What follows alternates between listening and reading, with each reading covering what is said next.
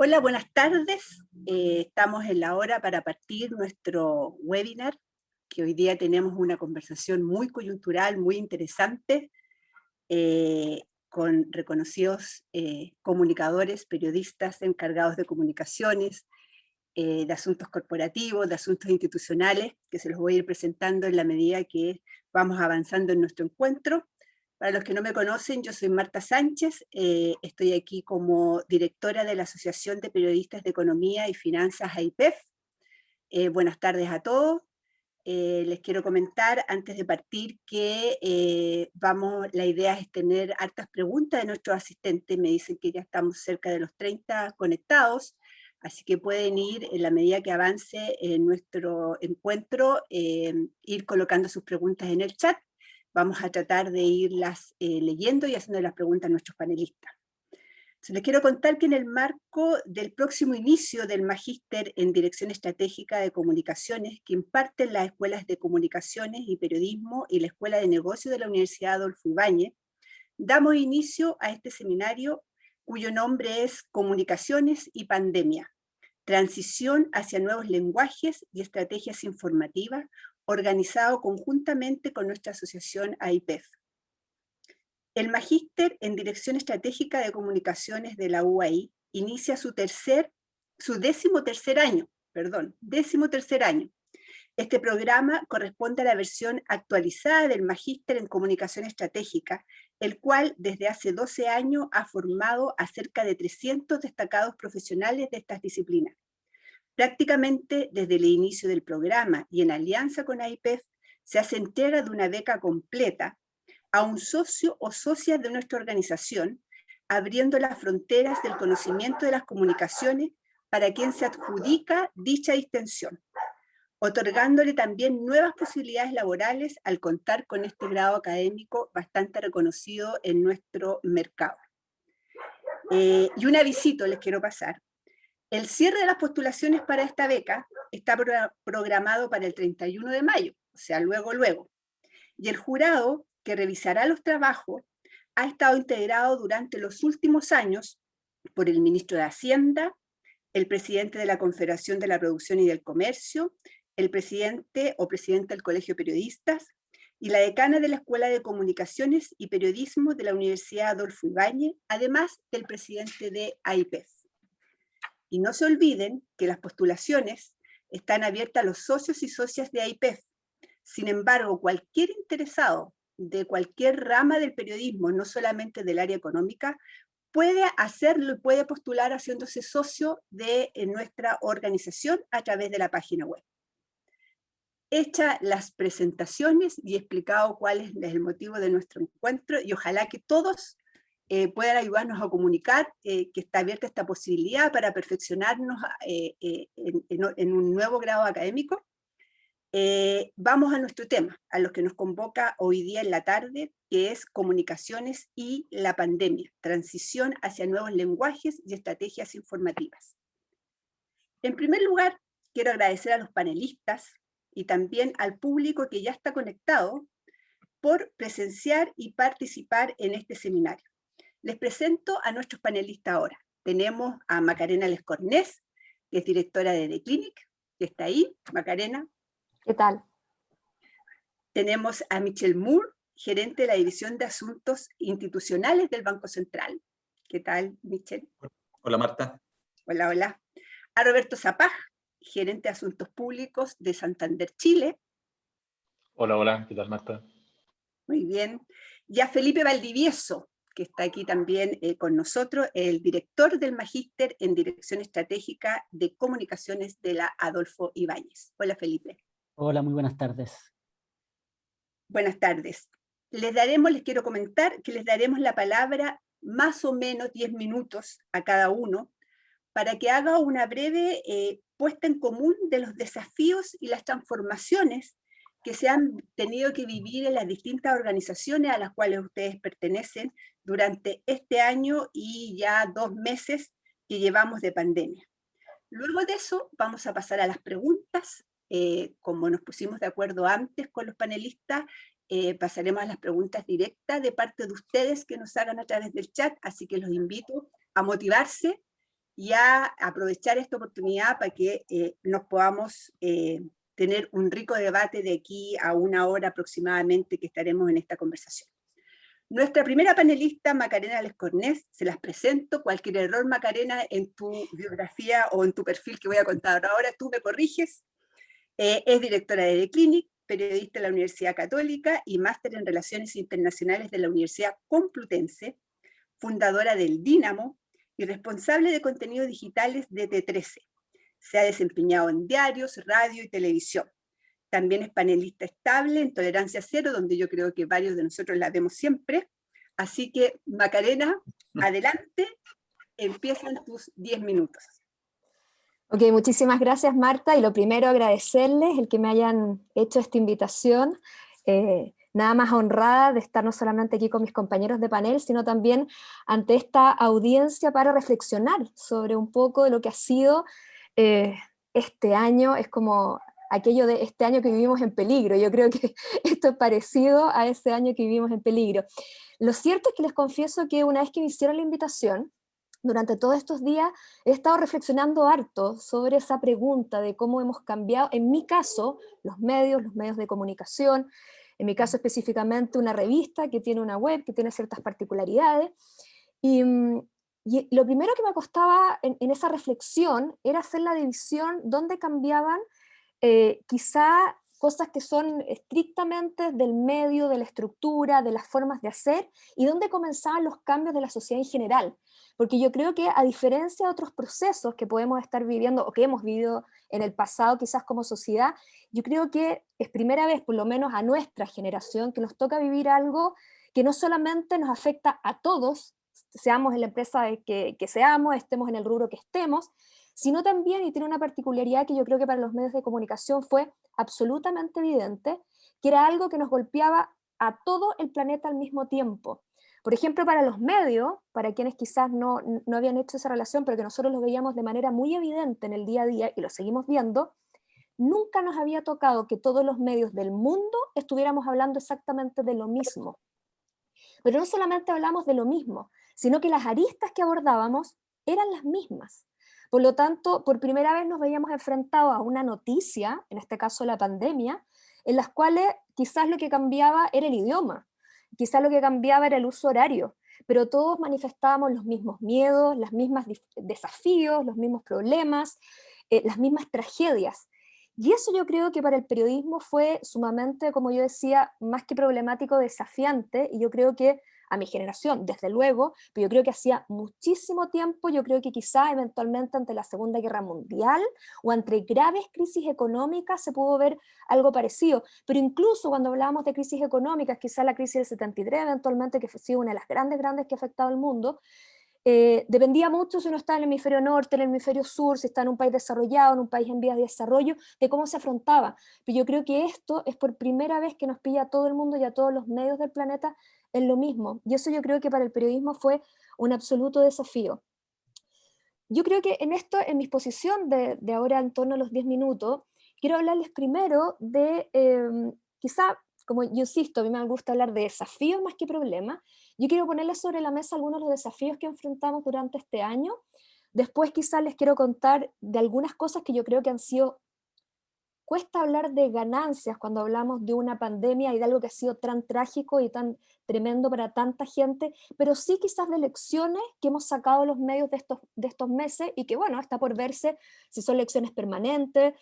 Muchas de ellas todavía las estamos procesando. A mí cuando me hacían la invitación a reflexionar sobre nuevas estrategias, nuevas formas de comunicar o nuevas maneras, yo decía, estamos recién procesándolo, yo creo que es difícil, yo creo que cualquiera de nuestras organizaciones decir, ya, ¿qué sacamos de esto y qué cambiamos? Yo creo que estamos todavía un poco levantándonos, y si es que acostumbrándonos a este huracán. Por lo tanto, está por verse si todos estos procesos son más o menos permanentes.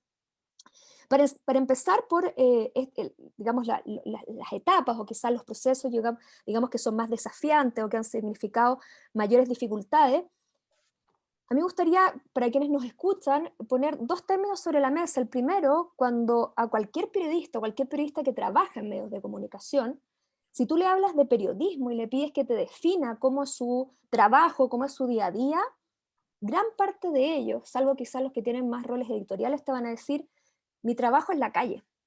Mi trabajo es salir, mi trabajo es reportear, mi trabajo es ser testigo, mi trabajo es ir a mirar, mi trabajo es ir a indagar, mi trabajo es ir a conversar, ir a juntarme con gente, pero principalmente es en un oficio que se ejerce ahí, en la calle, donde está la gente, donde uno ve el pulso de la sociedad. Ese es el primer elemento. Y el segundo elemento, cuando hablamos de medios, hablamos de una redacción, es decir, hablamos de un equipo humano que está junto, un equipo humano que solos, de manera individual, salen a reportear, pero cuando ellos vuelven, crean algo que ellos por separado no pueden crearlo, que es un medio, que es algo que tiene una identidad, algo que tiene un espíritu, algo que se pone en común, algo que nace con una reunión de pauta en las cuales todos ponen sus talentos al servicio de algo que se va a ver después publicado.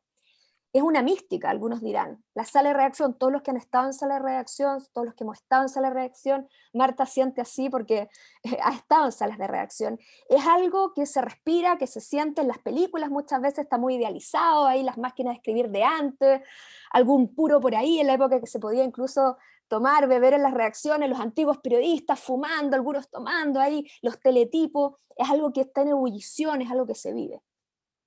Por lo tanto, si ponemos sobre la mesa que el periodismo, los medios de comunicación, son básicamente estar en la calle y básicamente estar juntos cuando uno vuelve de la calle, solamente contándoles eso les puedo decir lo que ha significado el encierro, la pandemia, el confinamiento para el periodismo.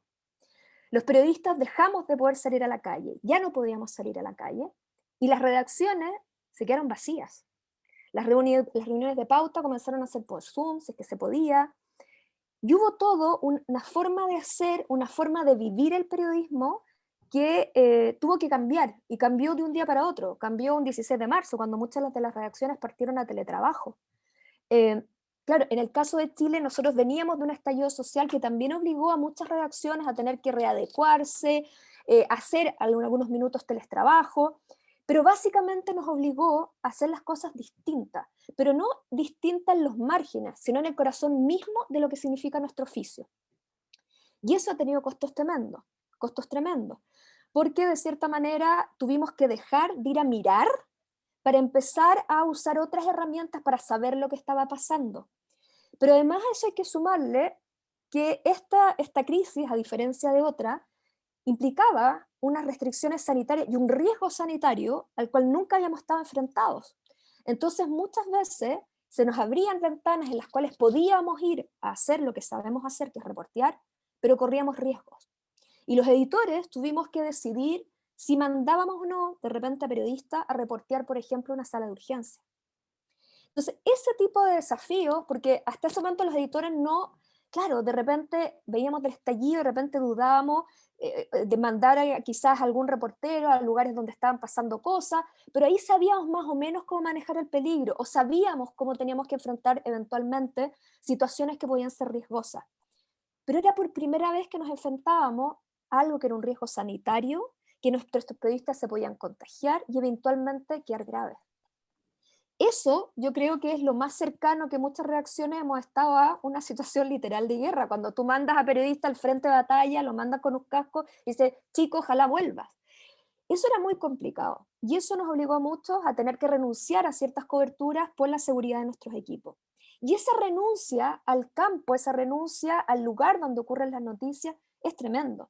Por lo tanto, tuvimos que hacer muchos esfuerzos, muchas reestructuraciones de trabajo para poder seguir siendo testigos. Pero además empezamos a ser testigos de ámbitos en los que normalmente los periodistas no entramos. Por ejemplo, empezamos a ser testigos de lo doméstico. ¿Por qué? Porque la vida comenzó a estar puertas adentro. El periodismo normalmente no entra a la intimidad, a lo doméstico, salvo en contadas excepciones. Nosotros básicamente reporteamos de lo público, de lo que ocurre en las esferas públicas. Pero ahora lo público y lo privado comenzaban a mezclarse. De hecho, yo estoy aquí desde mi casa, por ejemplo. Muchos de ustedes quizás están de sus casas y empezamos a reportear en ámbitos donde lo público y lo privado comenzaban a estar juntos. Eso tenía desafíos, por ejemplo, éticos a ratos, a los que los periodistas no estamos enfrentados. Por ejemplo, si eventualmente éramos testigos de situaciones íntimas, de familias que aparecían. Hemos visto, por ejemplo, cuando todos vimos ese famoso meme de hace varios años atrás, cuando ese periodista de la ABC estaba informando y aparecía el niño, la señora, los chicos, nos reíamos, pero eso comenzó a ser así. De repente eran espacios privados que la gente no necesariamente quería compartir y a las cuales tú te veías enfrentado de repente. O eventualmente veíamos lugares, libros, veíamos lo que la gente leía, empezábamos a husmear en lugares domésticos. Todo eso puede ser de repente frívolo, pero había otras partes que no lo eran. Y también implicaba un desafío para el periodismo al cual todavía no estaba enfrentado. Implicaba empezar a conocer informaciones a través de otros. Le pedíamos a otros que reportearan, que fueran nuestros ojos, que fueran nuestros oídos, porque nosotros no podíamos estar. Eso tiene un desafío gigantesco, tiene también riesgos enormes, tiene una forma de entender la comunicación del periodista distinto, y eso sin lugar a dudas supuso un cambio. Pero también supuso un cambio en el tipo de información a la que estábamos enfrentados. Esta pandemia nos supuso que lo público estaba fuertemente cruzado con componentes emocionales, porque tenía no solamente aspectos, por ejemplo, que hablaban de miedo de mucha gente, de pérdidas humanas, de gente que no sabía lo que venía, incertidumbres, desesperanza, mucho a ratos cosas que lindaban en el pánico de gente, y toda esa emocionalidad estaba a flor de piel en todo lo que ocurría. Y a los periodistas, por esencia muchas veces, todo eso solemos dejarlo a un lado, solemos esquivarlo, solemos protegerlo, pero ahora era parte esencial de la comunicación, o era parte esencial de lo que estamos viendo en el día a día. Eso era un desafío muy grande. Y eso, por ejemplo, tenía impacto en otras cosas, que por ejemplo, de repente los medios no lo transparentamos, o no lo mostrábamos, o no se sabía. Nos pasó mucho en los minutos más álgidos de la pandemia, en las cuales a veces, nosotros por esencia en el periodismo no nos gusta ser monotemáticos, siempre buscamos eso, amplía la pauta, abre el abanico, busca otras cosas. En este caso la pauta era muy monotemática. Y nos pasaba que a ratos volvía... ¿Perdón? Un minuto. Te queda un minuto. Perdón. Y nos pasaba que, bueno, que de repente la pauta era muy monotemática, teníamos que abrirla, y la gente nos decía, ábranla, busquen otras cosas. Íbamos a buscar aquello, y las fuentes tradicionales que hablaban de otros temas, arquitectos, gente otra, me decía, no quiero hablar, no quiero, no es el minuto. La gente quería el silencio, quería la reflexión, no es el minuto de hablar de otras cosas. Fíjate lo que supone eso para los periodistas, ese desafío. Por lo tanto, cambiaron las fuentes, cambió nuestro lugar de trabajo, cambió nuestro lugar donde reporteábamos, cambió la manera de comunicarnos con las fuentes. Todo eso son desafíos enormes. ¿Cómo lo estamos salvando? A ratos con la tecnología, a ratos con nuevas formas de entender el periodismo, pero yo creo que estamos en eso todavía. Así que para no extenderme más, lo dejo ahí abierto. Imagino que atrás de las preguntas van a salir más cosas, pero para no seguir lateando, pero yo creo que es una buena ventana para ver lo que supuso para el periodismo algo así. No, pues en ningún caso una lata, al contrario, yo creo que es un buen aporte pensarlo desde lo que tú planteaste, de que esto fue un hecho en común que afectó a todos los medios, a todos por igual, o sea, no solo en Chile, sino que en el mundo, sino que también y en la región metropolitana, en las regiones, en todas partes. Entonces yo creo que eso definitivamente cambió, o sea, nos hizo cambiar la forma de reportear, la forma de comunicarnos, hasta la forma de escribir, se podría decir. Totalmente. Sí. Entonces, bueno, vamos con nuestro segundo panelista, que ya está preparado, Michel. También, si me equivoco, me paras nomás y me dices, no es así, voy a leer tu perfil.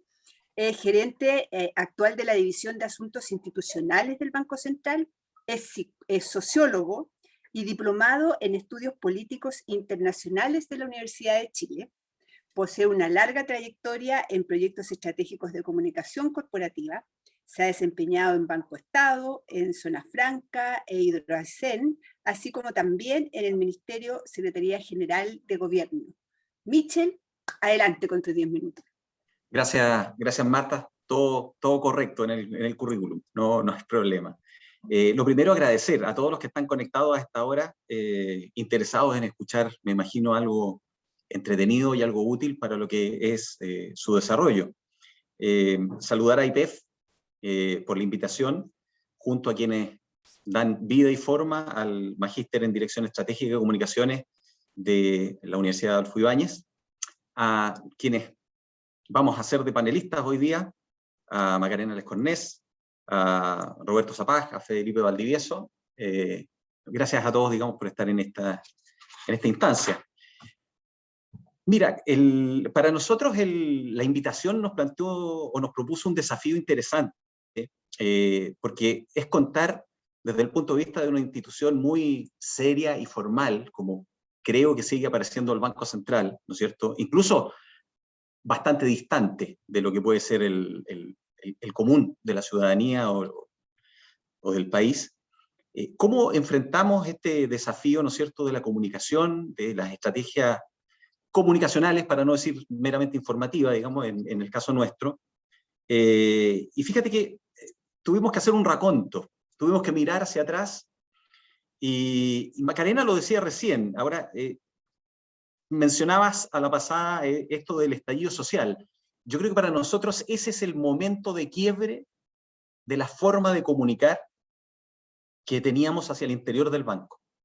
Y me quiero centrar en ese aspecto. Porque fue el momento en que también, como lo señalaba Macarena, aparecieron las emociones. Y esta formalidad de pasillos, voy a decirlo así, con todo respeto, como decía el futbolista, vaticanos, ¿no? De ciertas formas, de ciertos silencios, de cierta pausa, se transformó en un conjunto de emociones con el estallido social.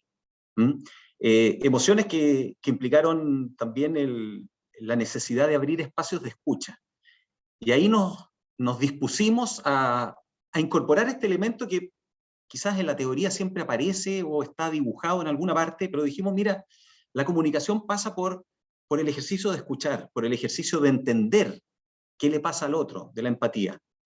Y en ese sentido enfrentamos esta nueva era, esta nueva etapa, ¿no es cierto?, a partir de, literalmente, reunirnos libremente en los espacios que nos permite el edificio institucional, para hablar lo que era el estallido social, lo que estaba haciendo, lo que nos generaba en términos de ansiedad, miedo, angustia, futuro incierto, con los días, el rol que empezó a jugar el banco y por qué jugaba ese rol, fue parte importante de esto. Y lo mismo, traer y conectarnos con expertos en estudios de opinión pública, líderes de opinión, analistas políticos que nos ayudaran de alguna manera a procesar lo que estaba ocurriendo.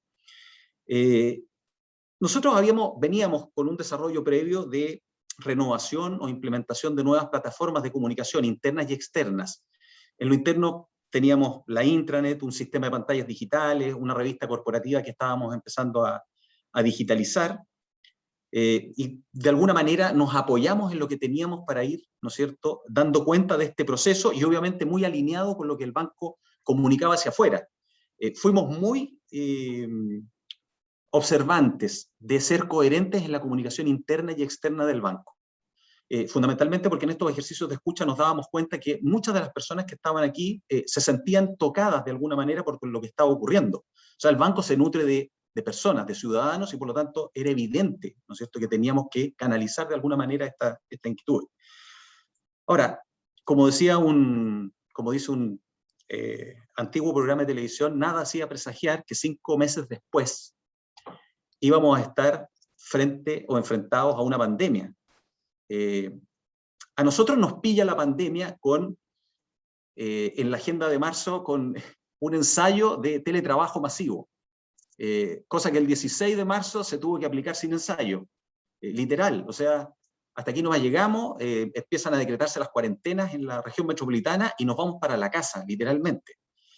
Por lo tanto, nos hemos acostumbrado a decir que entre el estallido social y 2020 completo, vivimos en 12 meses emociones, tensiones, estrés comprimidas en un año prácticamente. Y eso obviamente nos afectó porque es un cambio disruptivo, y empezamos a aprender que, así como la escucha era un ejercicio fundamental, también teníamos que dejar atrás la muletilla de cuando volvamos a la normalidad. ¿De qué estamos hablando cuando nos queremos referir a esa normalidad? Quizás somos nostálgicos los que tenemos más canas, y empezamos a recordar con cariño esos momentos previos. Pero hoy estamos desafiados por una crisis montada en una crisis, así la visualizamos. Y por lo tanto es bastante desafiante en términos de el rol que tiene que cumplir el banco, pero también una cosa que es fundamental y puede ser muy básica para cualquier organización. Me voy a seguir colgando de lo que decía Macarena, que tiene que ver con el sentido de pertenencia. Quizás en el banco pecamos mucho de decir, queremos teletrabajo, nos gusta el teletrabajo, ¿por qué no lo implementamos para llegar a este ensayo que teníamos en agenda? Hoy día las conversaciones son, ojalá pudiéramos reunirnos con aquellos que dejamos de ver hace tanto tiempo, en un espacio como el edificio institucional del banco. Y eso es parte de esta dinámica de encontrarnos entre algo que dejó de ser y algo que se empieza a dibujar en el horizonte. Hemos estado, ¿no es cierto?, desarrollando una serie de eventos para sostener este sentido de pertenencia. Nos ha ido bien con este ejercicio. El año pasado, por ejemplo, fue un tremendo desafío todo lo que tiene que ver con el aniversario del banco en septiembre. Pero el problema es que la gente a las actividades que diseñamos y pusimos en escena, asistió o se conectaron más gente que cuando eran presenciales. Ahora el gran desafío es cómo sostienes ese esfuerzo, porque la plataforma de videoconferencia está funcionando de manera casi perfecta en términos de romper la barrera de la distancia, conectarte y ser parte de algo. Y eso es muy, muy importante. Pero también hicimos encuentros, desarrollamos una academia de liderazgo, en esto la gerencia de personas ha sido clave para fortalecer el trabajo de los equipos, pero también, de nuevo, escuchar cuáles son esas necesidades, cuáles son aquellos elementos que hoy día pueden generar algún problema. Hay muchas charlas de calidad de vida que se programaron, apoyo psicológico online, siempre pensando en que aquí había un resguardo sanitario, pero también había un resguardo respecto de este espacio íntimo que tú señalabas, Macarena, recién, donde entre el trabajo, para no hablar de lo público, el trabajo y la familia se hizo pedazos también, desapareció. Entonces ya no hay problema si aparece un niño o un muchacho detrás tuyo en la pantalla, son los tiempos de corte, son los espacios para sentarse a almorzar si es que lo tienes, o cómo complementar una rutina de vida familiar que sea bastante más sana. Por eso creo que es importante que también para nosotros ha sido fundamental el trabajo, ¿no es cierto?, de cuidado de las personas y de cómo le entregamos ciertas herramientas. El año pasado se capacitó prácticamente el 90% de la dotación del banco, en distintas materias, siempre online. Se desarrollaron una serie de mediciones de clima laboral, porque también teníamos que medir la temperatura interna. Creamos un newsletter. Por el sistema tradicional, la gente no llegaba a la internet. No era una cosa que pudiéramos sostener esa plataforma. Bueno, inventamos un newsletter, hoy día llevamos 56 ediciones semanales de ese newsletter. Dispusimos una aplicación móvil, o mobile, como dicen por ahí, ¿no es cierto?, para estar conectados, siempre dando cuenta de lo que el banco está haciendo, cuáles son estos espacios de cuidado que debemos ver, todo lo que es la noticia asociada al COVID, a la evolución de la emergencia sanitaria.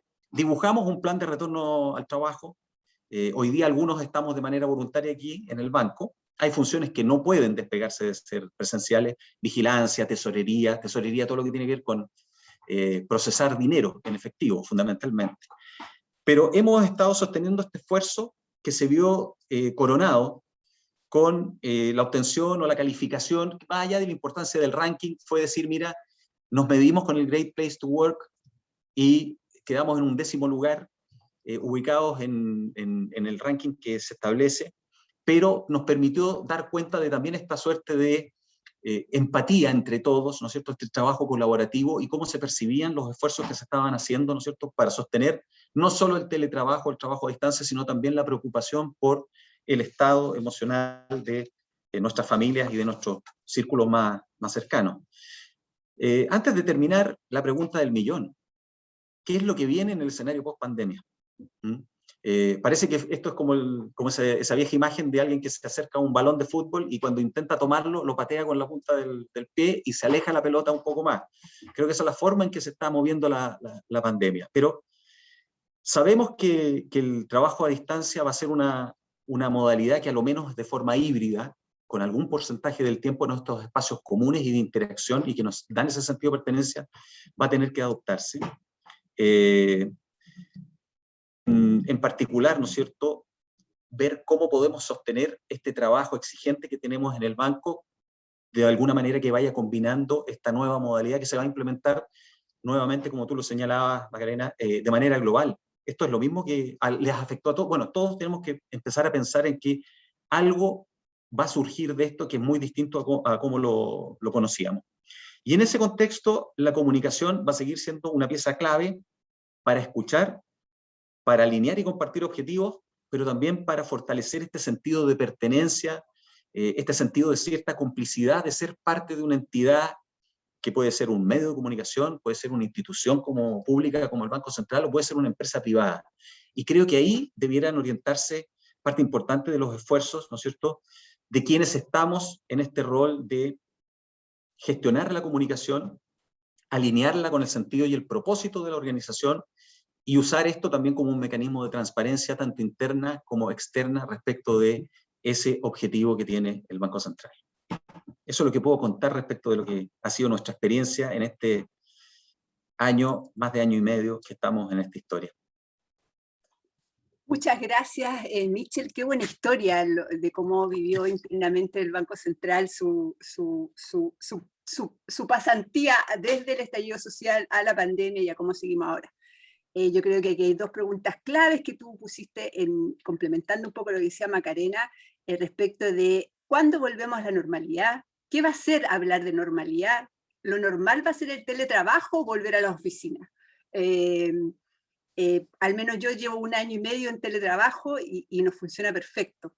¿Y qué es lo que se nos viene? Yo creo que esas son preguntas claves que de todas maneras vamos a seguir conversando. Ahora le damos el pase a Roberto Zapag.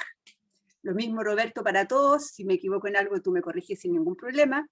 Gerente de Asuntos Públicos de Santander, Chile. Periodista de la Universidad Católica, con un diploma en gestión de empresas de la Universidad de Chile. Fue director del Diario Financiero, donde yo trabajé con él mucho tiempo, tengo que transparentarlo. Fue mi jefe por mucho tiempo. Y de Revista Capital al mismo tiempo. Editor de Economía y Negocios del Mercurio, también lo fue en el pasado, y ha desempeñado toda su carrera en medios de comunicación antes de llegar al Banco Santander. Roberto, adelante con tus 10 minutos. Muchas gracias, Marta. Un saludo a Macarena, a Felipe, a Michelle y a todos los presentes.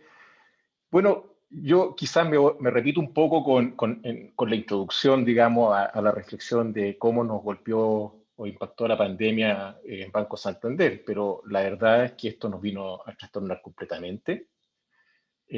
Santander es una organización súper estructurada en el tema de comunicaciones, y Marta seguramente puede dar fe porque desde el mundo de los medios también tuvo algunas veces a Santander de contraparte, y hay todo un know-how adquirido con muchos años y que ha ido acumulando la experiencia de muchas geografías, partiendo desde España.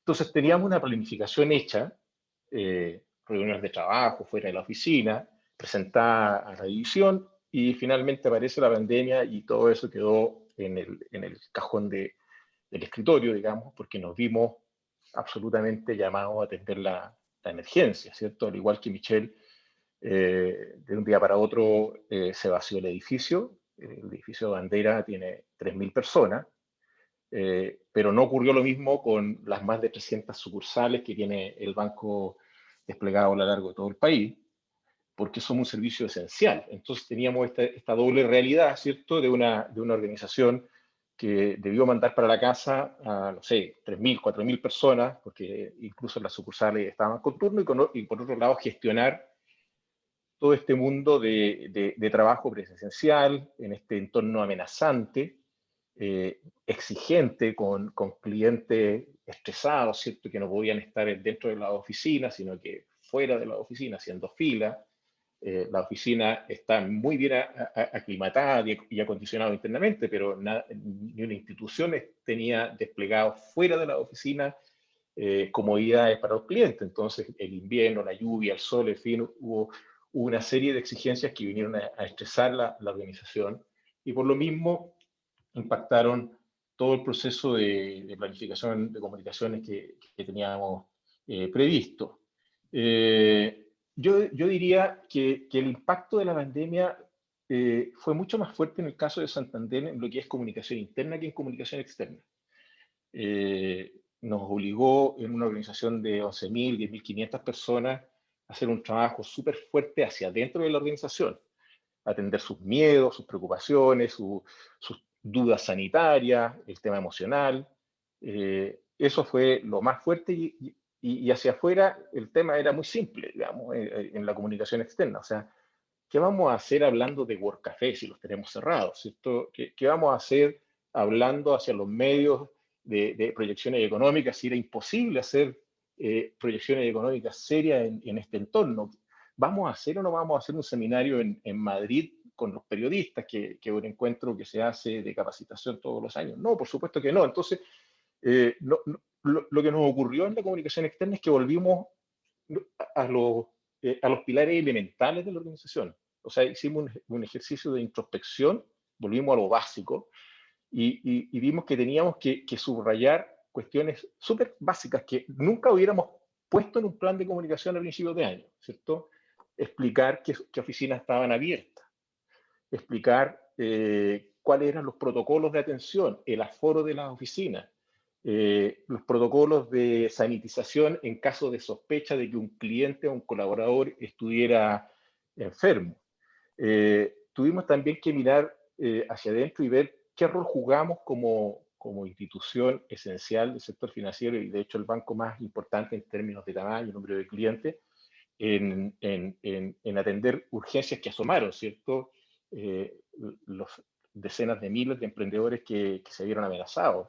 Y ahí yo creo que nos ayudó mucho el participar dentro del comité de dirección del banco como gerencia e ir viendo que la decisión fue que la empresa fuera el mensaje. Es decir, no hablar con palabras vacías hacia la sociedad, sino que hablar con hechos. Y en eso apalancamos la comunicación hacia afuera.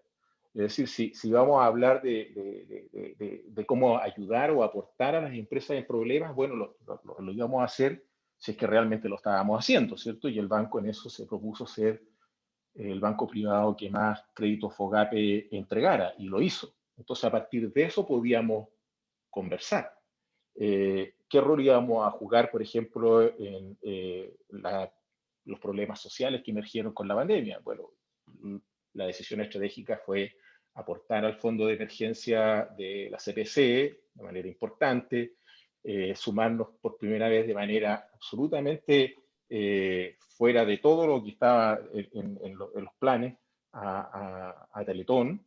Ahí hicimos una donación de 1.200 millones, nos sumamos, reforzamos toda la estrategia con nuestros socios estratégicos en comunidades que son muy potentes, ¿cierto? Con Techo, que tenemos 24 años de relación, activamos Comparte Alimento, Comparte Vivienda, hicimos un programa que se llama Mesa, 6.000 colaboradores se inscribieron como voluntarios, entregamos 190.000 raciones de alimentos, y a partir de eso nos sentíamos cómodos para conversar con la sociedad a través de los medios de comunicación que lo requerían sobre nuestro rol social como institución. Yo creo que en ese sentido lo que tiene que ver con la comunicación externa fue lo más simple, porque nos llevó a lo básico, como decía, a los elementales, y la construimos a partir de realidades, no a partir de expresiones de deseo o palancas más bien comerciales. Y en la comunicación interna, bueno, ahí ya estábamos viviendo, como contaba Michelle, una transformación desde lo físico, desde el papel a lo digital. Cuando yo llegué al banco hace 3 años había una revista que se llamaba Ideas, la cerré, está de moda eso de cerrar medios, pero mala broma en este espacio, sí. Pero bueno. Oye, pero la cerré, pero no con el fin de cerrar un medio de comunicación, sino que más bien de migrarlo hacia un nuevo soporte. Y la decisión fue construir un lugar de encuentro, un medio de comunicación dinámico, permanente, de disponibilidad 24/7 para para los colaboradores del banco. Y desplegamos una app que se llama Somos Santander, que es solo para los colaboradores del banco, y la hicimos muy robusta. Se descargaron en la primera semana 9.000, se hicieron 9.000 descargas, se conectó básicamente toda la organización y empezamos inmediatamente a poblarlo. El lanzamiento fue, por decir, el 25 de marzo y a partir de ese día la empezamos a poblar. La transformamos también en un espacio de streaming, de modo de acercar a los colaboradores a la organización en esa plataforma, bueno, y también a través de laptops y de los terminales fijos, realizamos cafés virtuales de conversación de toda la organización con el presidente del banco y los máximos directivos. Llegamos a tener, fíjense, una cosa que no había ocurrido nunca en tiempos de normalidad: 9.000 personas conectadas en una conversación con el presidente del banco, de las cuales más de la mitad estaban a través de su celular en la app. Hicimos cafés virtuales por área, comités ampliados de directivos, supervisores. En fin, el tema de la comunicación digital cobró una energía y un espacio que no habíamos anticipado tampoco en ni un plan. Lo otro que nos propusimos como vector estratégico de comunicación interna fue acompañar a la organización, más allá de los mensajes de tranquilidad, de estabilidad laboral y todo eso que entregó nuestro presidente a los colaboradores. Decidimos hacer un acompañamiento diario. El presidente, con el apoyo mío, suscribía todos los días un mensaje diario que se distribuía a los 10.000 colaboradores por mail.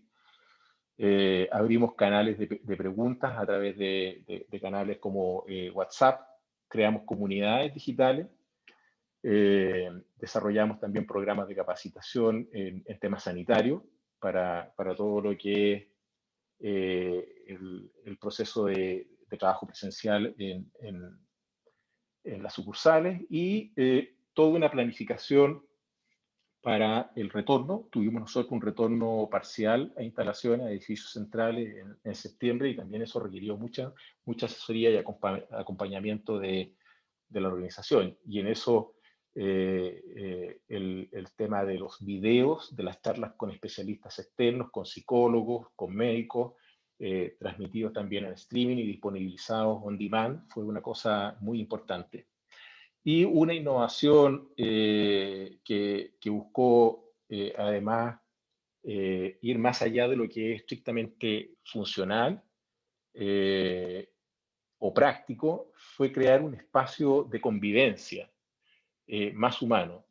Y en ese sentido, la decisión que hicimos fue montar un programa de televisión que se transmitía, bueno, por supuesto a través de los computadores, pero también a través de la app.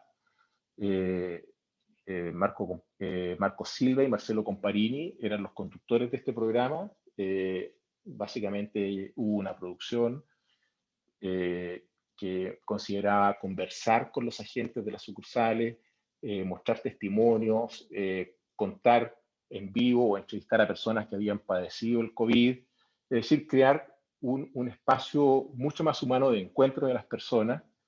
Y fue realmente, el resultado fue increíble, el nivel de visualizaciones que tuvimos fue impresionante, y al final sentimos que todo lo que fuimos construyendo sobre la marcha, ¿cierto?, muy presionado por los tiempos y por las urgencias en el ámbito de la comunicación interna, fue provechoso.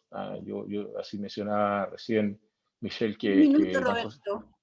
Sí, estoy terminando, Marta, muchas gracias. Pero Michelle mencionaba que el Banco Central logró el 10º lugar en el Great Place to Work, en la categoría, entiendo, menos de 1.000 colaboradores. Santander logró el 1.er lugar en el Great Place to Work como el mejor lugar para trabajar en la categoría de empresas sobre 1.000 colaboradores. Fue un salto muy importante y que creemos se apalancó mucho, se apoyó mucho en todo este trabajo muy exhaustivo que hubo en la comunicación interna, que, como les decía, fue lo que más más nos movilizó y que fue donde estuvimos más desafiados como organización. Eso, muchas gracias. Súper, qué importante, Roberto, el tema que tú colocas en la mesa respecto del cambio de énfasis, de eje que trajo esta pandemia, pasar desde la apuesta muy fuerte de las instituciones por la comunicación externa a la comunicación interna, que en los últimos años era como el pariente pobre en los distintos gobiernos corporativos. Y qué rol también íbamos a jugar. La pregunta que tú te hacías como organización, como institución, ¿qué rol se iba a jugar en este tiempo? Yo creo que fue súper, es un tema que da para mucho, porque yo creo que la mayoría de las organizaciones han tenido que, después del estallido social, como decía Michelle, han tenido que preguntarse qué rol van a jugar y ser consecuentes con eso. Bueno, le damos el pase entonces a Felipe Valdivieso.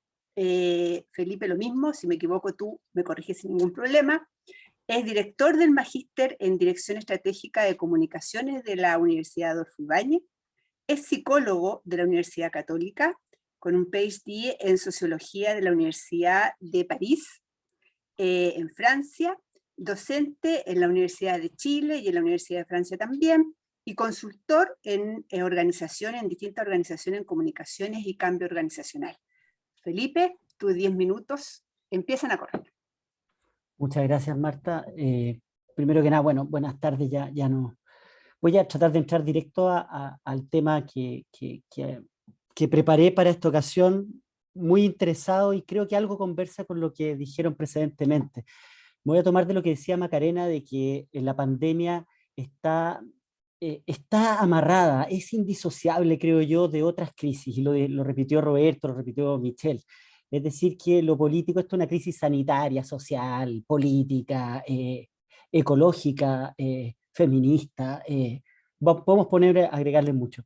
Y para preparar esta pequeña presentación, yo me preguntaba, porque he visto con bastante perplejidad lo que pasó hace 2 semanas, que los resultados electorales que tuvimos, y me pregunté si a lo mejor ahí habían pistas comunicacionales que reforzaran ciertas cosas que desde el Magíster hemos estado viendo como transiciones que ustedes también ejemplifican y describen. Y por lo tanto, si me permiten, quisiera hacer un pequeño rodeo antes de llegar a lo que a mi juicio son algunas tendencias y algunas propuestas en términos de cambios y de transiciones pandémicos, desde una mirada muy breve, muy rápida, son 65 láminas, no se preocupen, vamos a estar aquí hasta las 10:30, pero sobre lo que, tirándolo un poco a la chunta, uno podría decir un estallido electoral o la institucionalización del estallido, los resultados de la última elección, y ver si eso también nos remece comunicacionalmente. Es un pequeño desvío con algunas preguntas y algunas pistas, porque a lo mejor pueden provocar la discusión y la conversación que vendrá. Efectivamente, yo por lo menos, no sé el resto que está acá, para mí, como los medios lo reflejan, fue una sorpresa lo que vimos el lunes en la madrugada, el 17. Pero después uno empieza a mirar y dice, bueno, ¿qué tan sorpresa, no? Si veníamos de acá.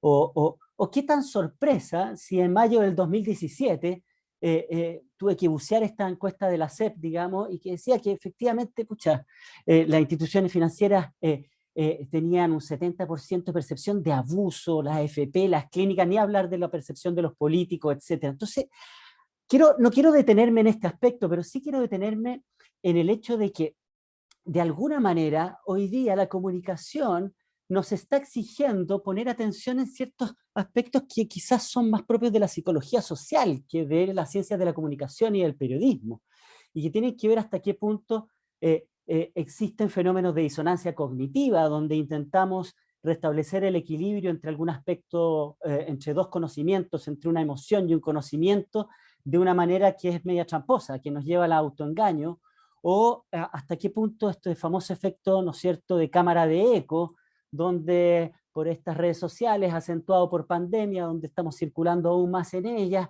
estamos mirando el mundo según aquellos que piensan como nosotros.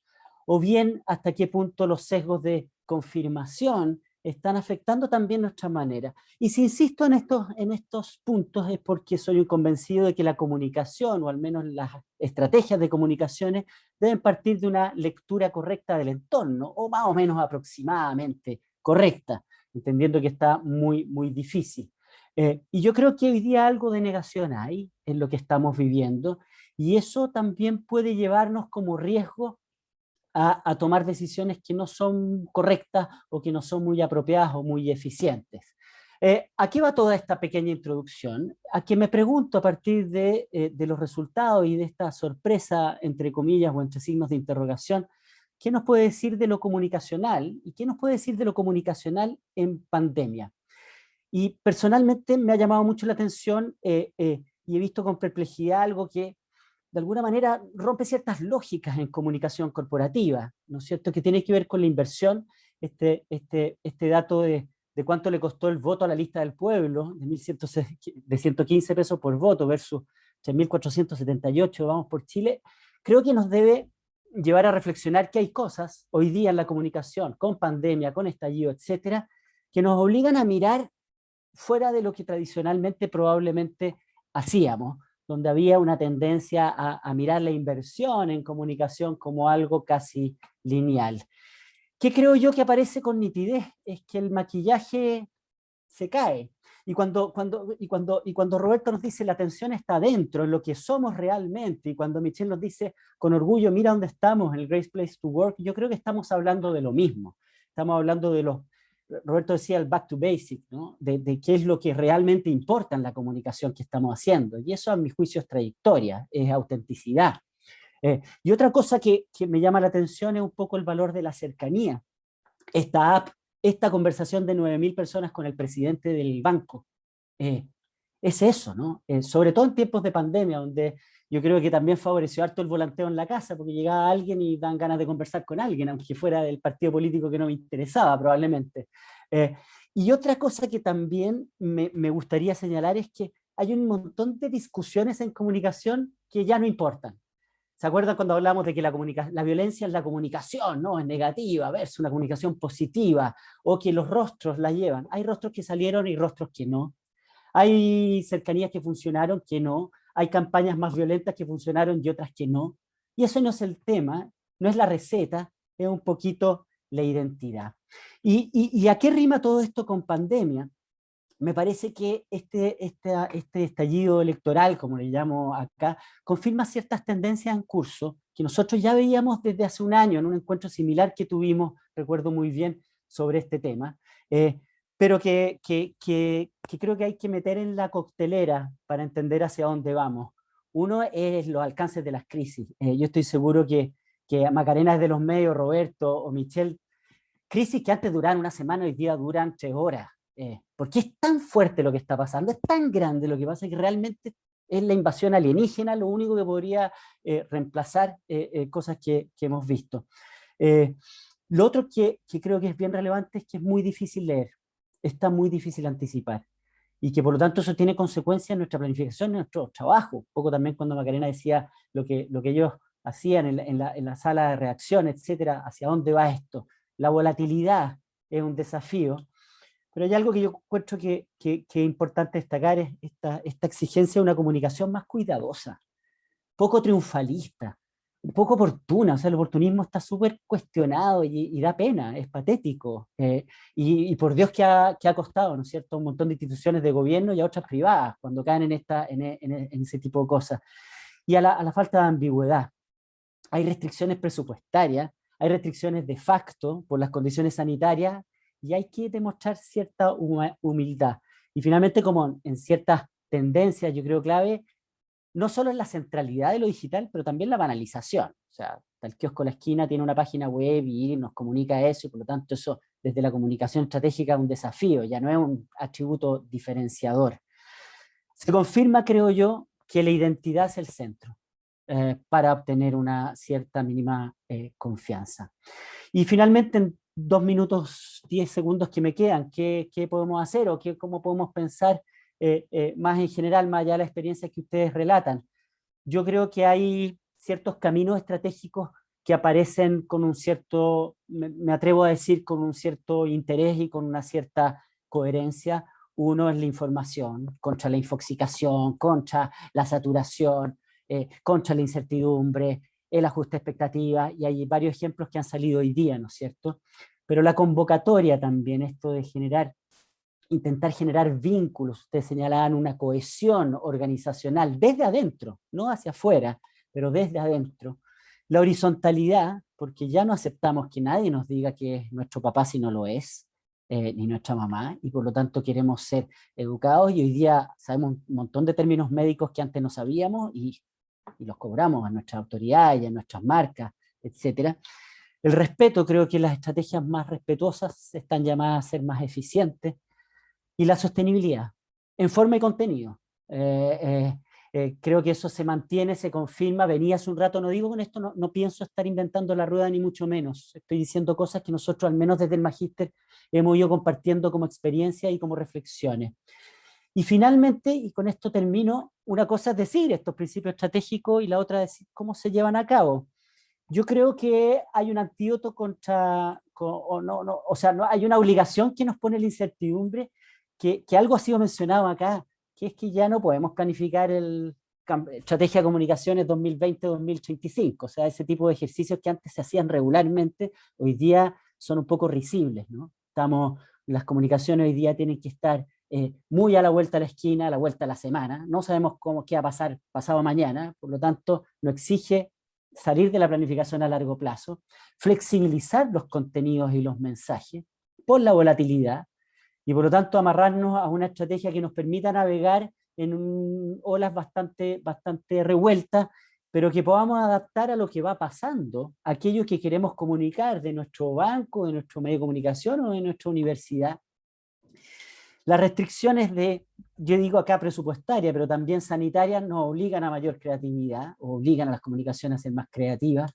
Creo que también es un buen espacio para implementar espacios de cierto silencio, de foco, de conversación, de reflexión, y no de manía, por decirlo en términos más psicológicos.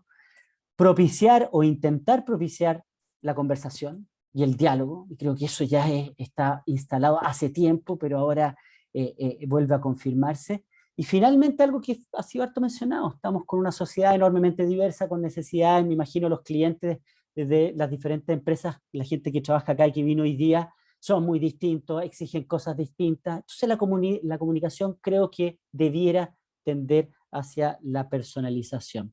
Disculpen si me excedí un minuto, pero tenía ganas de compartir con ustedes estas mini pistas, digamos, y varias preguntas que hoy surgen. Muchas gracias. No, muy bien. No hay problema, Felipe. Bueno, vamos a pasar a las preguntas. Ya tengo un par de preguntas en mi teléfono, y también, por favor, la gente que está conectada, mándenos preguntas por el chat de este webinar, que los vamos a empezar a leer. Y Felipe, agarrándome de tu exposición, y si quieres, y esta es una pregunta para todos los panelistas, porque nos hacen una pregunta por el chat y me hacen una pregunta por el teléfono relacionada con el mismo tema, que es sobre la sobreinformación. O sea, al principio, tal como ustedes mismos lo relataban, nos pilló a todos esto de la pandemia, de cómo lo enfrentamos un poco mirando, y empezamos a mirar hacia arriba y a sacar la cabeza para ver cómo lo enfrentábamos en las distintas organizaciones. Y de repente empezó la sobreinformación, que hasta el día de hoy nos ataca por todos los frentes, sobre todo en toda esta modalidad online, en donde uno es un mayor consumidor de información que antes. Ya no tenéis los largos trayectos que te mandaba ya antes para ir a cualquier lugar, ahora la mayoría está con teletrabajo. Entonces, ¿qué hacer con esta sobreinformación hoy día? La gente sigue consumiendo la misma información que consumió cuando empezó la pandemia o cuando estábamos terminando el estallido social. No tengo tan claro si la gente quiere seguir sabiendo de qué es lo que se hace para enfrentar la pandemia en las distintas organizaciones. A lo mejor eso ya pasó. Entonces, ¿cómo lo enfrentamos? ¿Cómo se enfrentan desde el periodismo, desde el reporteo diario? ¿Y cómo se enfrenta también desde las organizaciones? ¿Y cómo se enfrenta desde la academia esta sobreinformación que hoy día estamos todos sumamente expuestos? Felipe, te doy la palabra. Gracias, soy incapaz de responder en los diferentes ámbitos que tú señalas, Marta, lo digo bien francamente. No, Yo lo creo, dije para sí, englobarlo a todo, cada pero uno desde su yo te área. lo digo que desde el área de la academia, esto ha representado, la pandemia particularmente ha representado para las universidades y para la ciencia en general, un poquito una oportunidad, un renacer, porque uno de alguna manera lo que está buscando es cierta certidumbre o cierta fiabilidad en un montón de informaciones que uno recibe diariamente. El problema que yo veo es que creo que hace falta renovar ciertas prácticas en cómo nos informamos socialmente. Y hay ahí un desafío que yo lo sitúo bien a nivel país. A nivel de educación, puede parecer que me desvío, pero yo soy partidario de que los colegios, las escuelas debieran tomar este tipo de desafíos. Uno debiera tener incluido en los contenidos. En la universidad tratamos de hacerlo, es decir, dónde te informas, aprende a chequear la información, etcétera, etcétera. Eso por un lado, como un lado de la necesidad de realmente de cambiar ciertas prácticas e introducir una conciencia informacional, si me apuran, sobre el tema, porque creo que ha conducido a graves problemas y sigue conduciendo. En términos académicos, como yo decía, para nosotros de alguna manera se refuerza la rigurosidad científica, la importancia del paper, que ya no es una lata, sino que es algo que me permite tener cierta certeza, y de poder inculcar desde nuestros programas efectivamente esa necesidad de no quedarse con lo primero que uno le llega. Y enseguida desde las organizaciones, yo insisto, de elegir mucho más, de poner mucha más atención a la saturación informativa. De cuál es el momento en que yo voy a hablar y elegirlo con mayor cuidado, quizás que antes. Ya no es como saturar a los clientes de información. Creo que los clientes, y ahora me pongo la perspectiva de clientes, estamos un poquito agotados de que nos llamen todos los días para ofrecernos cosas y nos genera realmente una reacción bien negativa. Y hace 5 años probablemente eso era diferente. Son esbozos de respuesta a un tema que, insisto, es bien difícil y entiendo que nadie ha encontrado una solución, socialmente hablando. Perfecto, súper. Michel, te doy la palabra. Sí, quizás me encuentro algo complicado con la pregunta, porque es otro de los desafíos que estamos enfrentando. Y aquí voy a mezclar ámbitos, público e interno, si me refiero al Banco Central, porque el Banco Central trabaja con información y trabaja publicando mucha información, desde indicadores diarios, ¿no es cierto?, hasta los informes de política monetaria o de estabilidad financiera, que son los hitos principales de lo que es su mandato. Y aquí hay un tema muy relevante que tiene que ver con la certidumbre o la incertidumbre que uno puede entregar como señales, en este caso nosotros hacia el mercado, hacia los agentes económicos, hacia la ciudadanía también. Porque a partir del estallido social y de los efectos que iba teniendo esta movilización, y después con la pandemia, lo que fue prácticamente el cierre de la economía, nosotros asumimos que íbamos a ser portadores de malas noticias. Y por lo tanto, debimos ser aún más precisos y estrictos en qué comunicábamos y en qué momentos comunicábamos. Porque efectivamente, frente a un escenario de incertidumbre como el que estamos viviendo, un exceso de datos, un exceso de información o una puesta en escena equivocada, ¿no es cierto?, puede generar o aumentar esos grados de incertidumbre que está sintiendo la ciudadanía, hablemoslo así. O sea, nosotros nos sacamos hace un tiempo atrás, varios años, ¿no es cierto?, de trabajo en esta planificación estratégica que hemos venido siguiendo bajo esta administración. Esto de que solo le hablamos a un segmento del mercado, a los especiales. Aquí la información está disponible para todos, pero hay que saber articularla. Y esa misma concepción de la información hemos tenido que administrarla cuando yo hablaba adelante, esta coherencia entre lo que comunicas hacia adentro y hacia afuera, ser súper claros y precisos respecto de qué hace el Banco Central, por qué lo hace, y no saturar con esta información. Nosotros hemos seguido por la vía oficiosa, esto de que alguien en un WhatsApp te pone mira lo que salió, el paper de no sé dónde, entonces, oye, un poquito de pregunta de cuándo es esa publicación, de dónde viene esa publicación, hacer un poquito del ejercicio crítico de tratemos de no, porque llegó, yo lo reenvío, y de alguna manera saturo el espacio de conversación de algunos compañeros de trabajo o de lo que venga. Lo mismo con la sobreinformación que hay respecto de la evolución del programa de vacunación, el número de contagios, la positividad de los exámenes, porque también caeríamos en una situación prácticamente de pánico. Creo que esto se va a tener que seguir administrando en una suerte de día a día. Felipe hablaba de estos ejercicios de planificación, yo me sonreí porque antiguamente de 5 a 10 años mínimo, tú decías para dónde íbamos y dónde queríamos llegar. Hoy día con 6 meses yo creo que nos sentimos un poquito más tranquilos, pero ese ejercicio requiere, ¿no es cierto?, un análisis, una conexión con el escenario, con el contexto, pero también un procesamiento de la información. Creo que va a ser un desafío cotidiano, de todas maneras. Gracias. Macarena. Mira, yo también concuerdo con Michelle que yo creo que son más como reflexiones los que uno pone sobre la mesa, más que a ratos saber bien cuál es la respuesta a tu pregunta, Marta. Nosotros como medio, nosotros somos básicamente, principalmente un medio digital, y nosotros tenemos minuto a minuto, y en este minuto puedo tener aquí en la misma pantalla que lo estoy viendo ustedes desplegado, por ejemplo, cuál está siendo la repercusión de ciertas notas que nosotros llevamos. Por lo tanto, estamos muy, muy encima de la temperatura, de la necesidad informativa de la gente, de qué es lo que están demandando, de qué cosas están pidiendo. Y eso te hace a rato, es una muy buena herramienta, pero también a ratos te hace pensar que eso es lo que la gente necesita. Y yo creo que eso ha sido un desafío súper importante durante esta pandemia.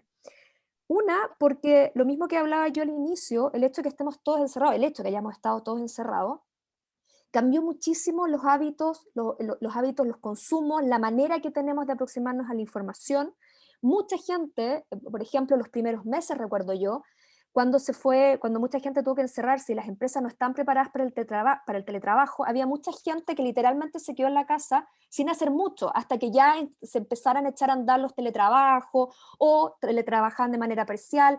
Había trabajos, por ejemplo, que todavía no estaban preparados para volver, no podían teletrabajar, por lo tanto, hubo una demanda de información para la cual los medios no estábamos acostumbrados en ciertos horarios, por ejemplo. Nosotros, los medios de comunicación, yo antes de trabajar en el clínic, trabajaba en la radio, antes también en un canal, y tú le preguntabas a cualquier periodista a qué hora eran los horarios de información y eran súper claros, había ventanas, había horas en el día, por ejemplo, que nadie te consumía, porque está la gente trabajando, no estaba el hábito. Ahora, desde el minuto en que todos estamos trabajando desde la casa, en un computador, donde los horarios, mucha gente no distinguía el horario entre que trabajaba y el horario que estaba en la parte privada, hacía que el consumo de información sea mucho más permanente, constante, y eso muchas veces, claro, esa necesidad de desintoxicar de información se hacía mucho más complicada, porque la gente te lo estaba pidiendo mucho.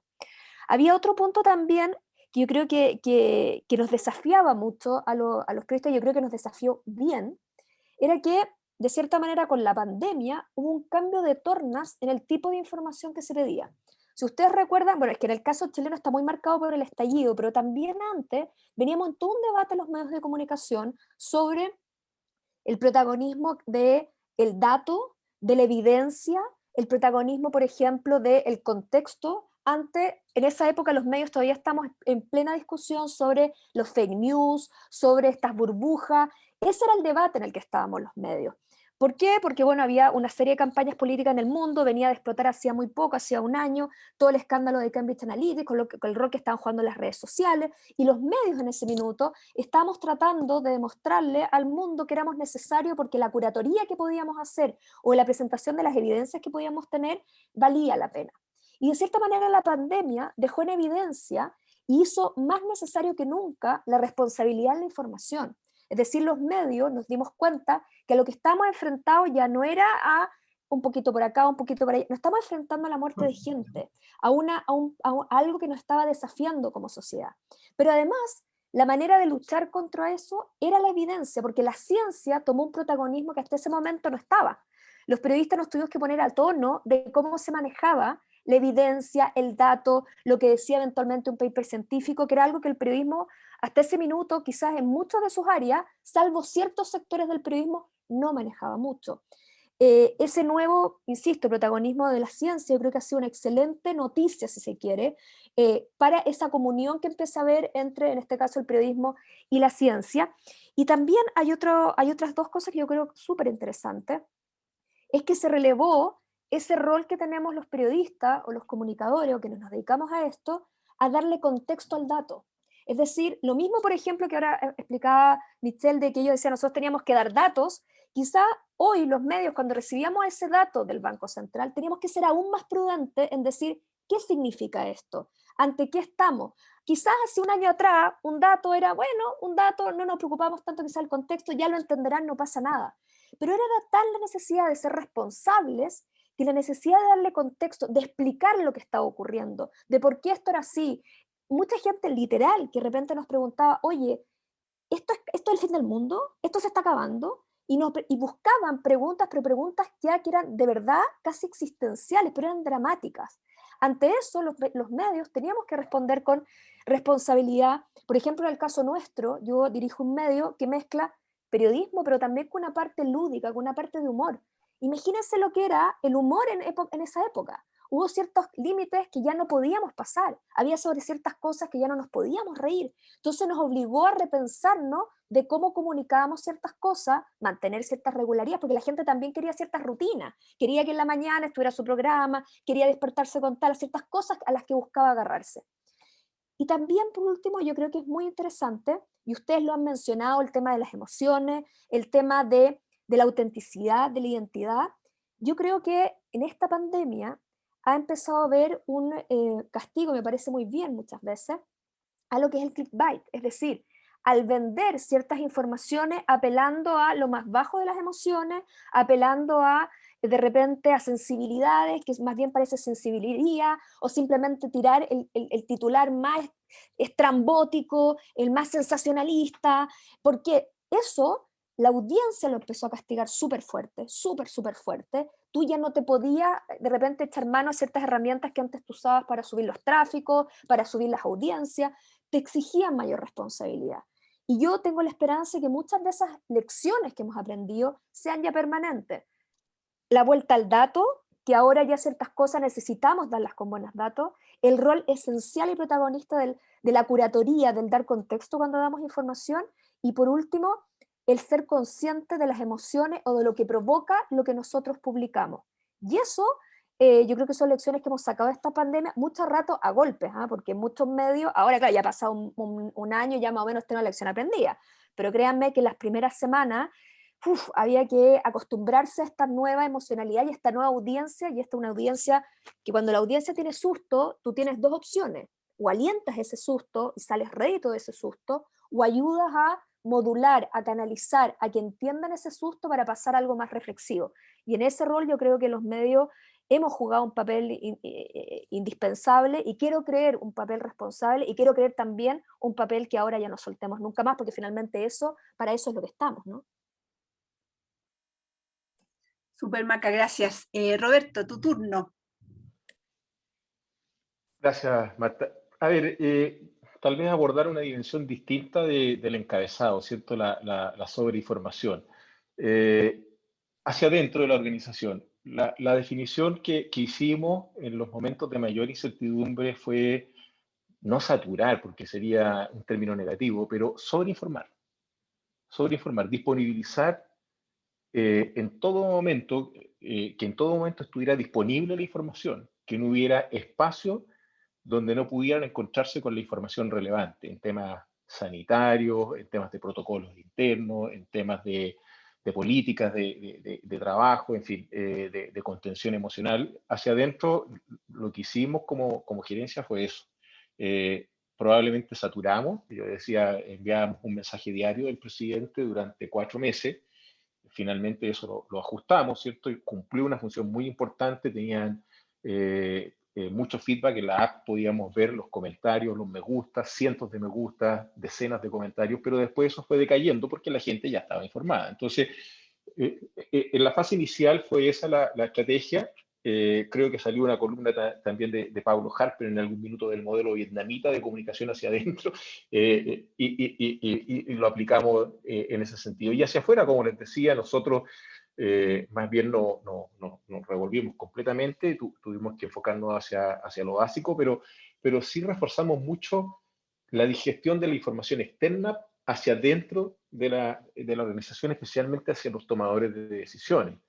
¿A qué me refiero? A que, no sé, nosotros como banco, y me imagino que muchas empresas también lo tienen, estamos mirando permanentemente lo que se conversa en medios digitales y en redes sociales en torno a nuestra organización. Hay montones de plataformas para hacerlo, software, sobran, y uno puede ir viendo qué se conversa en torno a la organización. Nosotros lo que hicimos fue reforzar eso en el contexto de pandemia, de modo de facilitar con reportes a las distintas gerencias o hacia arriba, hacia la presidencia del banco, qué es lo que se estaba conversando en torno al sector, en torno al banco, en torno a los grandes temas del país, para que se procediera a la toma de decisiones. Por ejemplo, en el caso de los retiros del 10%, ¿cierto?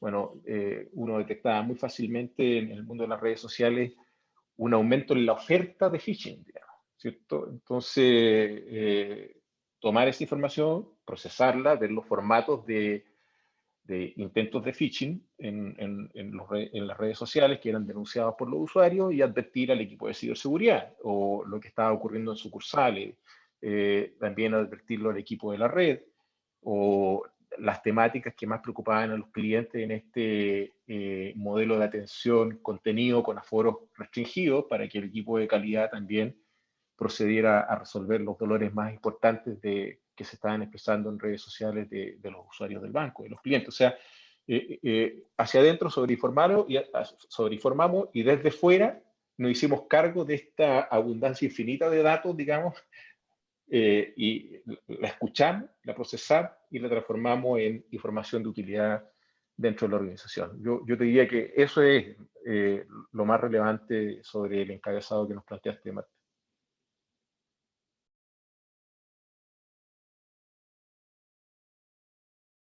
Voy, que se me había perdido el mouse. Pues uno ya tiene que transparentar todo lo que le pasa, si no, no podemos ocultar cosas, es justo lo que estábamos hablando. Voy a hacer unas preguntas cortitas. Yo sé que las explicaciones son largas. Tenemos todavía un buen número de gente conectada con nosotros y que tenemos un montón de preguntas. Uno siempre promete que va a hacer hartas preguntas al público, pero al final nunca alcanza. Entonces voy a hacer una pregunta que se repite para Macarena, y después les voy a preguntar a los demás panelistas. Macarena, me dicen, ¿cuál es el rol crees tú que 2021 van a cumplir los medios de comunicación? ¿Cuál es el rol que se vislumbra para este año que deberían cumplir los medios de comunicación? A ver, yo creo que este año, porque claro, Chile no solamente enfrenta la pandemia, lo que queda de pandemia, no sabemos cuánto queda de pandemia, pero también nos vemos enfrentar al proceso constituyente. Sí, yo creo que somos el único país que estamos sumando en un minuto un estallido social, una pandemia y ahora un proceso constituyente que de suyo debe ser de los procesos políticos y sociales más complejos que puede vivir una democracia, digamos. Entonces, yo creo que están como todos los jinetes juntos ahí, es impresionante el desafío.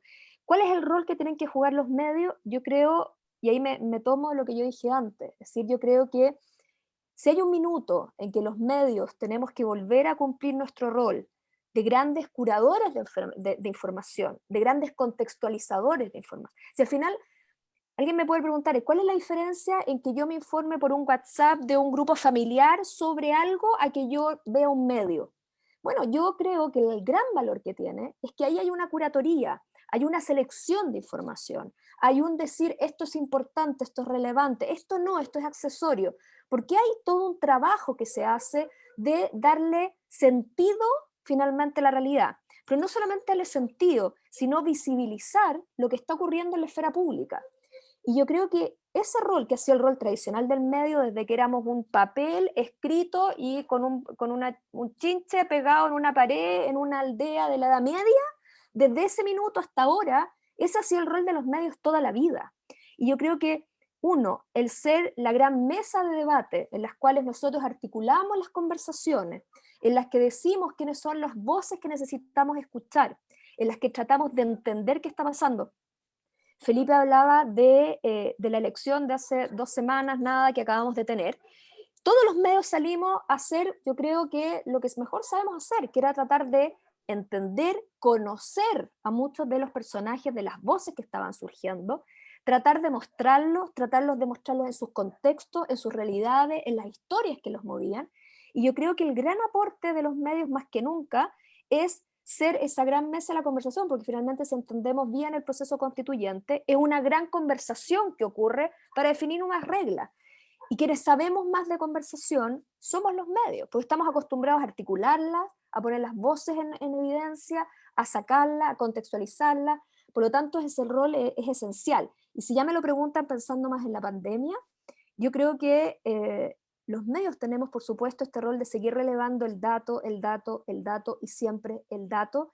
La gente ya se ha hecho toda una pedagogía en este año. Ya no tenemos que explicar a la gente lo que es una tasa de positividad, lo que es un anticuerpo, cómo funciona una vacuna. Ya hay algo ahí. Bueno, ahí también necesitamos que la evidencia y el dato sea lo central al momento de hablar de una pandemia y sobre todo de poner luz ahí donde muchas veces la realidad tiene grietas. Yo creo que de repente el periodismo nos olvidamos de eso y somos una gran linterna muchas veces. Y en una sociedad que se está rearticulando, en una sociedad que se está redibujando, en una sociedad que está volviendo a conocer de cierta manera, yo creo que volver a ser esa linterna que apunta a las grietas, que muestra, oiga, ahí no estamos mirando, oiga, esto no está pasando.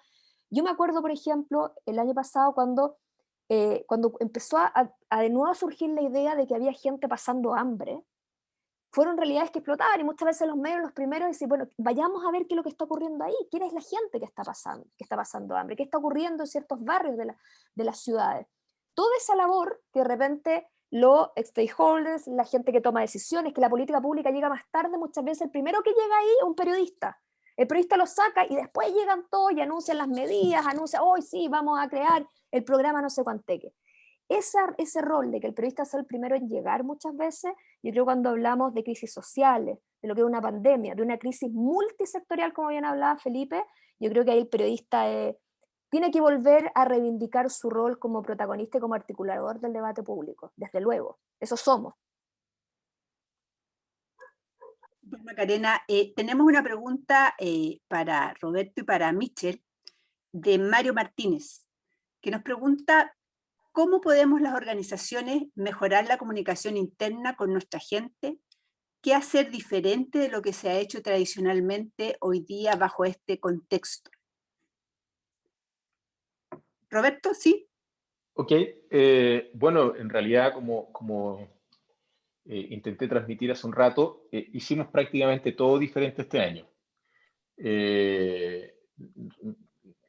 Digitalizamos completamente la comunicación interna de la organización, cambiamos el tono, el estilo,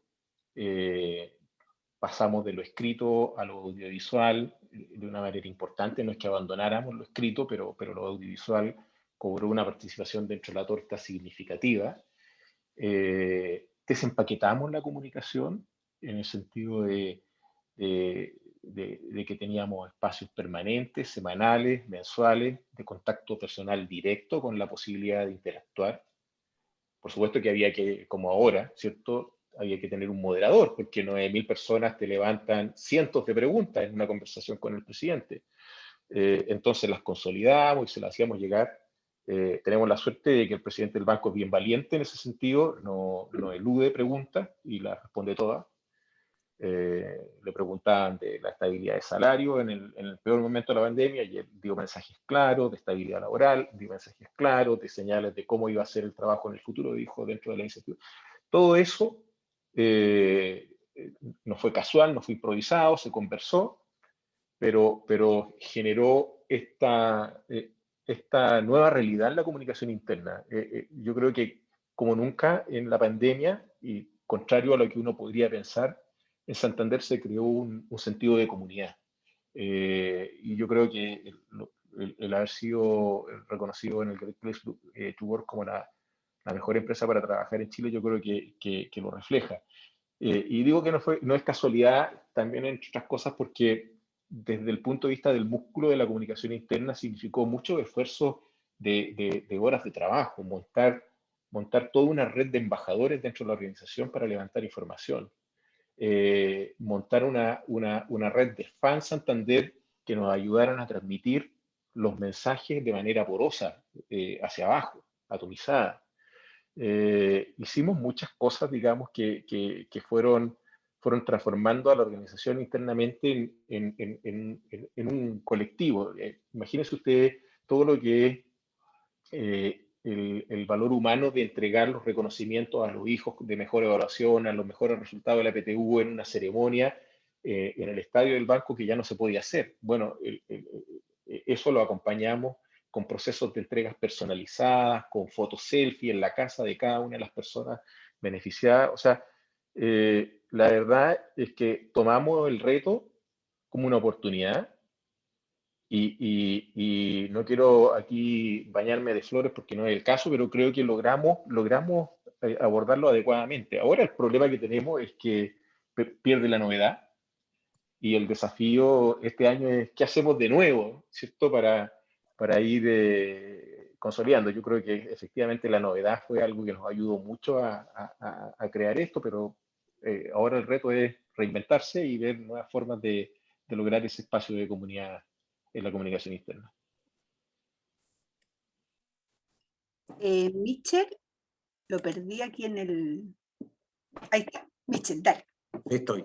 Todavía estoy conectado, ¿no? No, a ver, efectivamente, como dice Roberto, uno diseñó, implementó y quizás evaluó parte importante de las herramientas nuevas de comunicación. Yo creo que el desafío es sostener esos esfuerzos y esos impulsos. Pero yo creo que aquí hay algo que es clave en un escenario de crisis. O sea, porque uno siempre se prepara y dibuja escenarios y dice, mira, mi operación en régimen, mi operación en contingencia y mi operación en crisis. Bueno, bienvenido al mundo donde la operación en régimen se transformó en crisis, y ahí estamos desde hace rato. Por lo tanto, los roles dentro de los equipos son fundamentales. Me explico. Un gerente, un ejecutivo, un coordinador de área, debiera tener la capacidad de gestionar sus equipos como un gerente de personas. Lo mismo internamente respecto de la comunicación y de los diseños de contención o de la capacidad de ser empático frente a lo que se está viviendo. Porque esto, vuelvo al origen de lo que señalaba Macarena cuando iniciábamos este espacio. Las emociones hoy día están a flor de piel. Uno tiene que pensar también que los rendimientos de los equipos, si uno lo pone en términos futboleros, dice, yo preparo, ¿no es cierto?, mi temporada, espero que el equipo tenga un pic de rendimiento, luego decante o decaiga y tomamos un impulso para seguir adelante. Eso también está transformado, eso también mutó de alguna manera. Por lo tanto, ¿qué se puede hacer de manera distinta? Gran parte de lo que hemos venido aprendiendo en este año y medio. Esta forma de conectar con la gente, como dice Roberto, podemos, y en términos de rating, podemos guatear, porque si ya entusiasmamos, si ya generamos, ¿no es cierto?, participación, quizás no va a continuar eso en el mismo tono y volumen. Bueno, habrá que ecualizar el equipo para ver cómo podemos, ¿no es cierto?, sostener ese esfuerzo.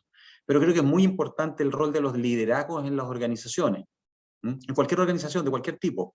Quienes, entre comillas, la llevan, ¿no es cierto?, son las personas hoy día capaces de sostener estos esfuerzos, pero también traducir estos espacios en una relación horizontal. La verticalidad de la comunicación, si nos vamos al tema que nos mueve hoy día, ha ido perdiendo espacio, ha ido perdiendo por goleada en algunos minutos, y lo que necesitamos es transformar esto en un espacio de interacción, un espacio donde la empatía, donde la transparencia, lo que hemos hablado, el sentido y el propósito de las organizaciones o de las empresas, tiene que ser real, tiene que ser auténtico, si no, voy a perder. Y en eso los que tenemos roles de liderazgo, roles ejecutivos, como quiera llamársele, o empaquetársele, estamos llamados a jugar un rol clave en esta historia, todavía. Perfecto.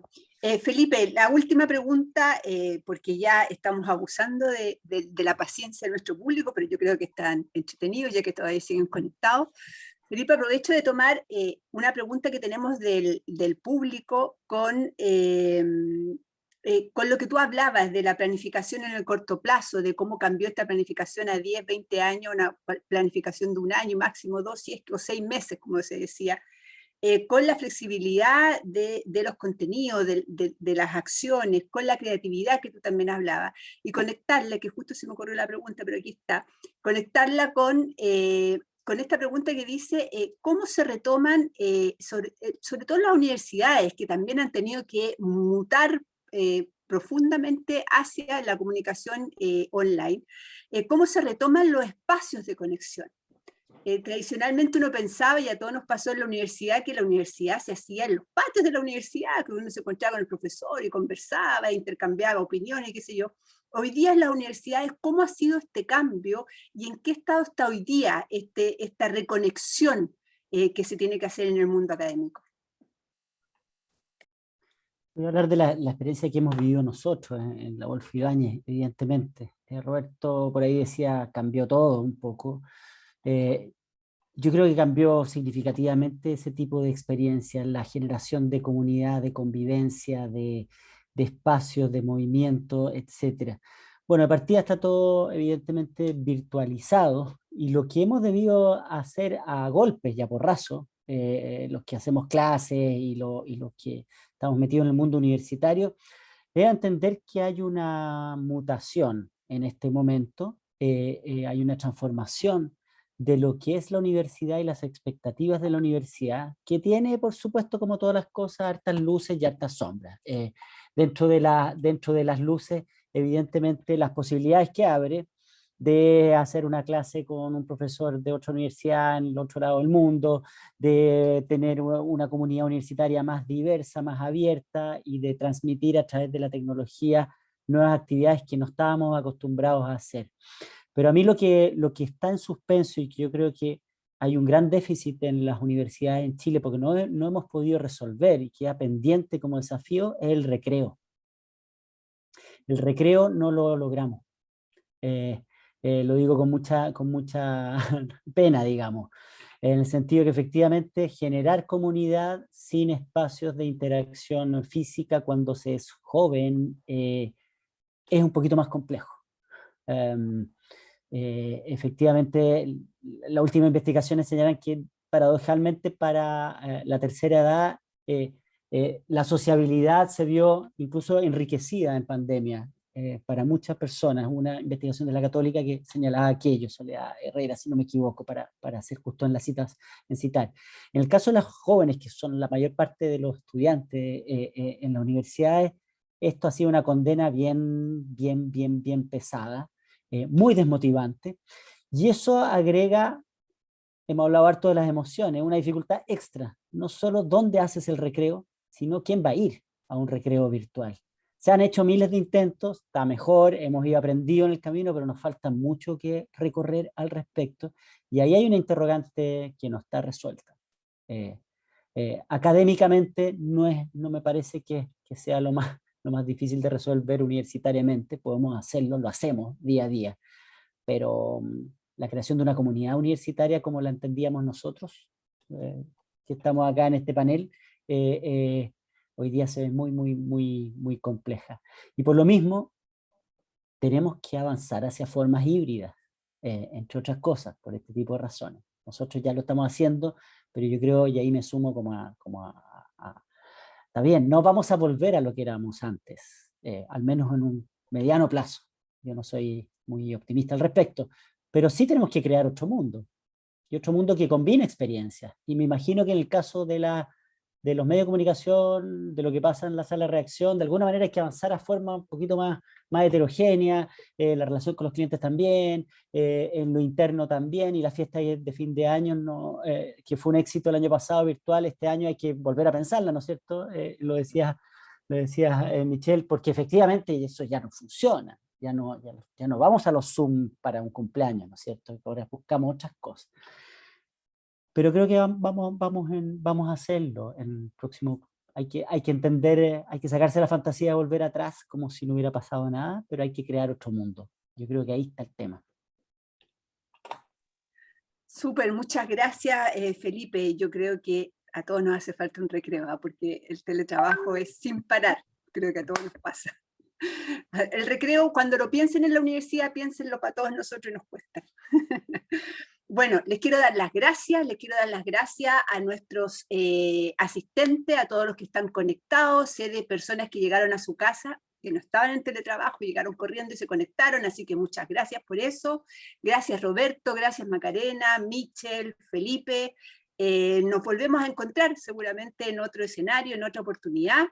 Y si siguen teniendo preguntas, yo creo que se pueden comunicar con AIPEF, nos pueden dejar las preguntas o con la misma universidad, y nosotros nos comprometimos a evacuarlas o a mandárselas a las personas que están en nuestro panel. Muchas gracias, muy buenas noches y que tengan un buen resto de semana. Muchas gracias. Muchas gracias por la atención, la Gracias. asistencia. Que estén súper bien. Chao. Estén bien, sí, verdad. Chao.